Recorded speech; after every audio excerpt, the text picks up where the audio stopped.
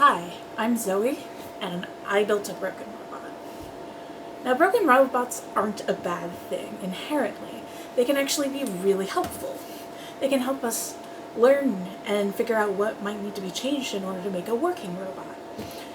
I had started trying to create a cardboard automaton, and I built this one.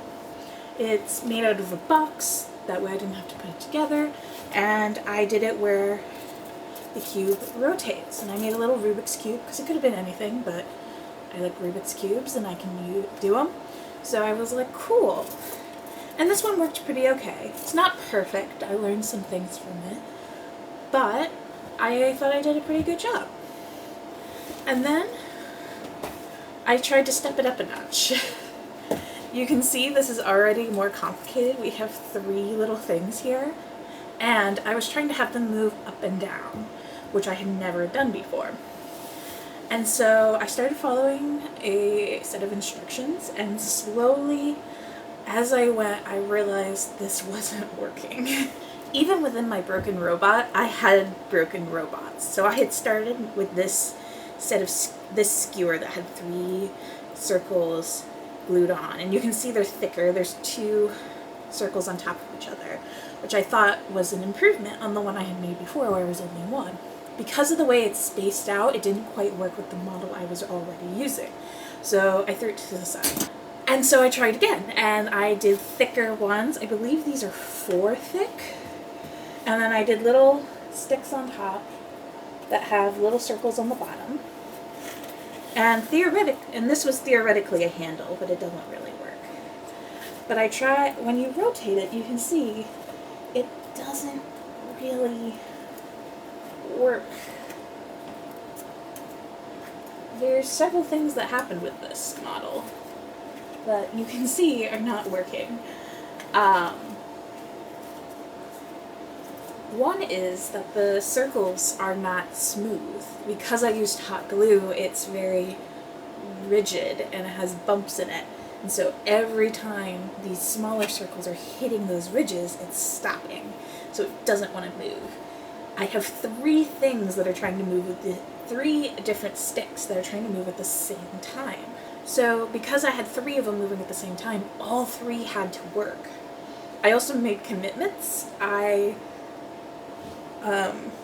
hot glued the stick in place, and so I couldn't take it out easily, so I couldn't adjust things easily. They also have a hard time coming back down, so once they raise up, they don't really like to come back down. The 2 do. This one has some other issues I'll talk about in a moment, but it doesn't easily come back down. It will take its time.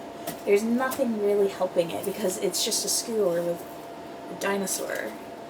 The 3rd skewer here I made the hot glue go too high, and because of the way I placed my circle, it pushes it to that point where the hot glue is, and it won't come back down because the hole's too small.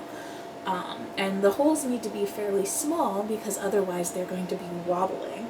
That's why I added this extra piece, because they weren't staying straight. They kept like tilting, so they'd go up and then they'd try to go back down at an angle, and I didn't want that. I wanted them to come straight down. At a certain point, I gave up. I said, this isn't working. I need to stop and regroup. One thing that I realized is you can add weights to these to make them heavier so they fall, which I thought, that's cool. I don't have any weights, so now I have some, so I'm going to try that. I also need to solve the problem with the circles not being straight.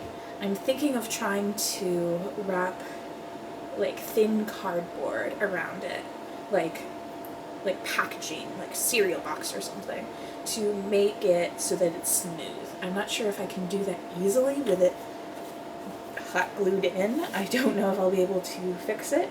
We shall try. So when you have a broken robot, you have a couple of options of what you can do. You can stop and assess, and you can take a couple of paths. I can look at this and figure out what didn't work. The gears aren't smooth, so they don't go. The holes need to have some weight so they fall back down. I need to be careful with hot glue and not commit as hard. And the other one I built didn't even use hot glue, and so I used a lot of hot glue on here when it doesn't even work. And I can kind of take two paths. I can go and try to fix this and figure out if I can make it work, or I could start again and create a new one. Both paths are great options, and depending on where you are, you might decide to do one over the other. Because of the way this is like, I have a hard time pulling this off. I do hope to try it again, but I don't know if I'll get it done by the time this video is posted. But I do want to try fixing it. But I'm also going to learn from it. Going from this to this was a very big step. And maybe I need to make a model where the item goes up and down, but at a smaller scale like this one, and not try to escalate quite as quickly. So maybe I should try that before I move forward. I also have weights now, so I can try making something that's weighted and hopefully works well. I'm not going to use hot glue. You can do it without hot glue, so I'm going to try. It allows for more tinkering and fixing later. But it wasn't a failure. Like, I still built something, and I learned from it. And that's the whole point. We're trying to learn from these things and figure out what we can do. So building a broken robot isn't meaningless. You can learn a lot from that. And in order to build a working robot, you have to build broken robots. Like, even this one, it works, but it's not perfect. I can learn from it and be able to improve. I'm going to show you another example of a broken robot. So, my second broken robot comes when I was trying to build a Scribblebot. Now, I had never made a successful Scribblebot. I had started one, but never got to finish it. So because I didn't get to finish it, I didn't know what I might need to look out for. So I looked at this tin, and I thought this would be a really cool container for a Scribblebot. And it's made out of cardboard, thick cardboard on the sides, so I could cut through it. It had a lid, so I was like, this'll be nice. I can put all the cords and stuff from the Scribblebot in there, close it all up, and it'll look nice and pretty. And when I did that, it didn't work.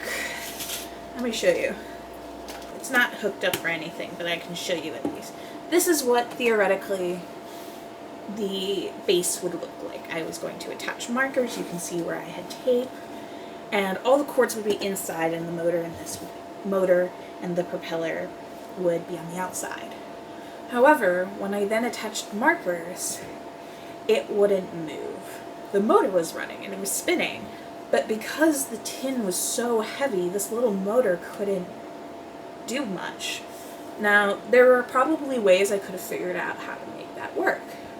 Maybe I would have had to angle my markers in a weird way.